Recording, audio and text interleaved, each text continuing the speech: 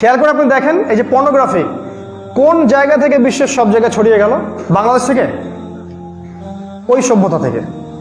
ওই যে জায়নিস্ট মুভমেন্টের কথা বলেছি, ওই ইহুদি এবং খ্রিস্টান সভ্যতা যারা পশ্চিমা বিশ্বের মধ্য দিয়ে সারা বিশ্বকে নিয়ন্ত্রণ করছে, এদের কাছ থেকে আসছে। কেন আসলো? যাতে করে প্রতিটা মুসলিম যুবকের হৃদয়ের ইমানের নূরটা নষ্ট করে দেওয়া যায়। একটা যুবক যখন পর্নোগ্রাফিতে আসক্ত থাকবে, সে কি কখনো জিহাদ ফি সাবিলিল্লাহ যেতে পারবে? ওর মন থেকে কি তাড়না আসবে? কোনো ইমানের কোনো তেজ আসবে? আসবে না। কিন্তু ওর হৃদয়টা ডেড হার্ট, মরে গেছে। ওরা চেয়েছে প্রত্যেকটা মুসলিম যুবককে পর্নোগ্রাফি দিয়ে ধ্বংস করে দেওয়ার জন্য, তারা কিন্তু সাকসিড, দে বিকাম সাকসিড।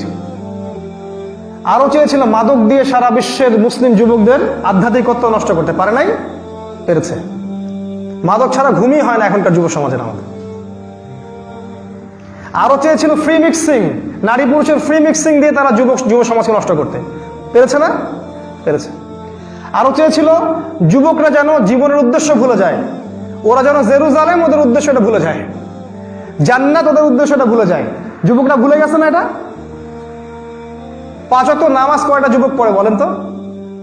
ওরা জীবনের উদ্দেশ্য থেকে ভুলে গেছে না? এমন শিক্ষা ব্যবস্থা ওদেরকে ট্রেন্ড আপ করা হয়েছে, মুসলিম পরিবারের যুবকই বড় হয়ে বলবে যে আল্লাহ বলতে কিছু নাই, ধর্ম বলতে এগুলা এই যুগে চলে না, ইসলামী আইন খেলাফত এগুলো আবার কি জিনিস, মৌলবাদী কথাবার্তা বলেন, ফালতু কথাবার্তা বলেন, এগুলো ওই যুগে চলতে, এই যুগে চলে। আপনি তো জঙ্গি হয়ে গেছেন, সন্ত্রাসী কোথাকার। এইভাবে আমাদের সেট করে। সুবহানাল্লাহ। আল্লাহর দেয়া জমিনে তুমি শয়তানের বিধান চালাবা? আল্লাহর দেয়া জমিন, তুমি এখানে শয়তানের বিধান চালাবা? আল্লাহর দেয়া জমিনে শয়তানের বিধান শয়তান ছাড়া আর কে চালাতে পারে?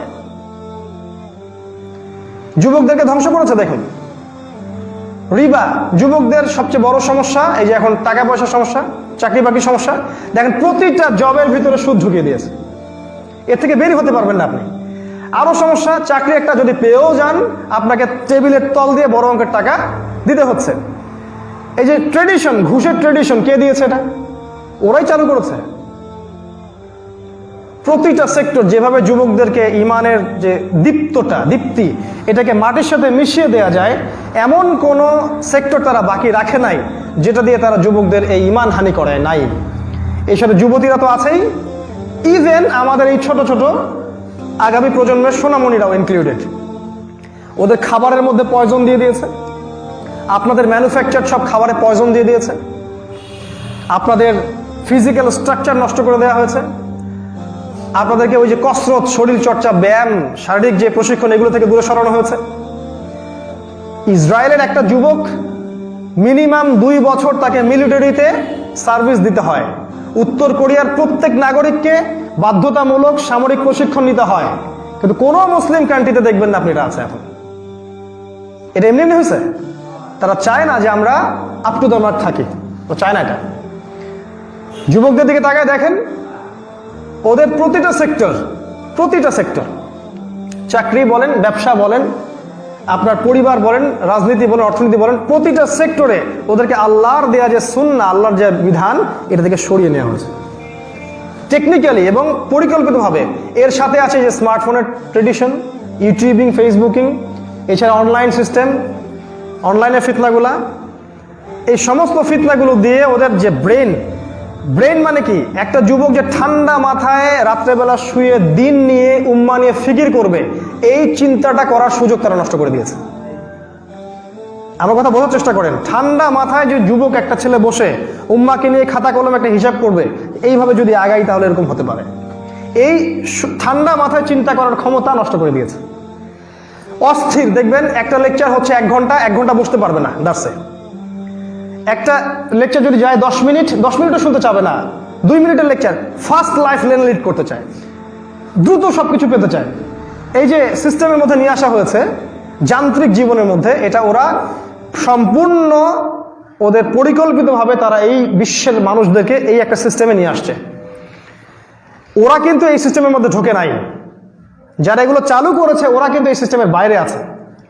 তারা কিন্তু ফ্রেশ খাবার খাচ্ছে, ফ্রেশ বাতাস নিচ্ছে, ফ্রেশ টেকনোলজি ইউজ করছে, ভালো ভালো অস্ত্রের মালিক তারা, গোল্ড এবং সিলভার ওরা নিয়ে নিচ্ছে, আমাদেরকে কাগজের টাকা দিচ্ছে, ওরা তেলগুলোকে জব্দ করছে, ওরা মুসলিম কান্ট্রির সমস্ত সম্পদগুলোকে নিজের কাছে করে নিচ্ছে, আমাদের মধ্যে ফাসাদ লাগিয়ে দিচ্ছে।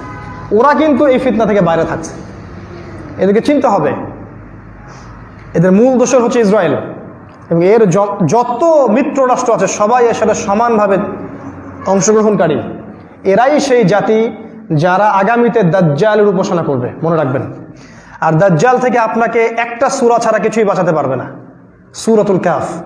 এই সূরাতুল কাহফ যদি আপনি A to Z ভালো করে পড়েন, আপনি বুঝতে পারবেন বর্তমান বিশ্বটা কেমন, এই যুগে কি চলছে এবং কি করতে হবে।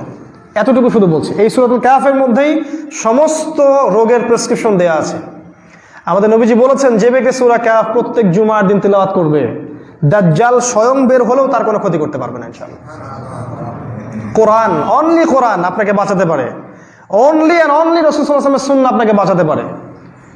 অনলি ইসলাম, আত্মসমর্পণ আপনাকে বাঁচাতে পারে। আদারওয়াইজ আপনার কোনো অপশন নাই, কোনো অপশন নাই। আমি বলছি একটা কথা বারবার, আপনি যদি আজকে ঘরের মধ্যে ঘাপটি মেরে বসে থাকেন, তারপরেও তারা আপনাকে ধরবে এবং তারা আপনাকে শেষ করবে।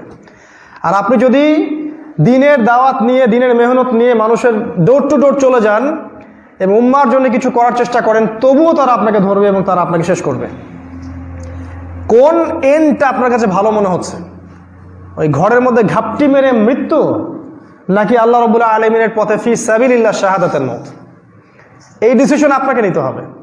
আল্লাহ পাক আমাদেরকে পরিপূর্ণ মুসলিম হওয়ার তৌফিক দান করুন। একজন ব্যক্তির কাছে আল্লাহ এবং তার রাসূলের যে বিধান আসবে, অবনত চিত্তে সেটার উপর আত্মসমর্পণ করার নাম ইসলাম।